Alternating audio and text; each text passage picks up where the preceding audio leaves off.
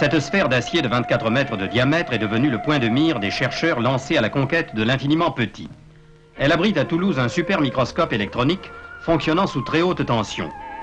Dû à M. Gaston Dupuy, il permettra bientôt d'observer et de filmer sous des grossissements encore jamais atteints la matière vivante.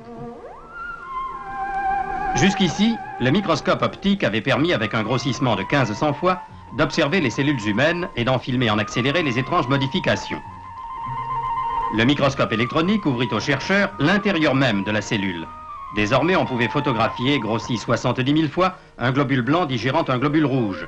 Grossi 120 000 fois, les molécules de fer rejetées après cette assimilation. On put même isoler chaque molécule. Mais le microscope électronique exigeant un vide parfait ne peut explorer que des préparations mortes. Les puissants faisceaux électroniques du microscope géant de Toulouse peuvent pénétrer à l'intérieur de cette minuscule chambre de préparation où règne la pression atmosphérique normale et qui peut donc renfermer de la matière vivante.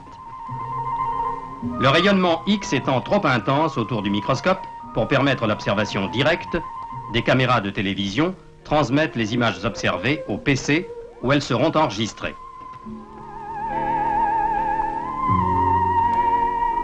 M. Gaston Dupuy nous a présenté ses premiers essais, des photos de bactéries vivantes grossies 25 000 fois. Mais ce n'est là qu'un début. Dès la fin de cette année, des cellules vivantes pourront être filmées avec un grossissement 60 fois supérieur à celui qui a permis de réaliser cette image.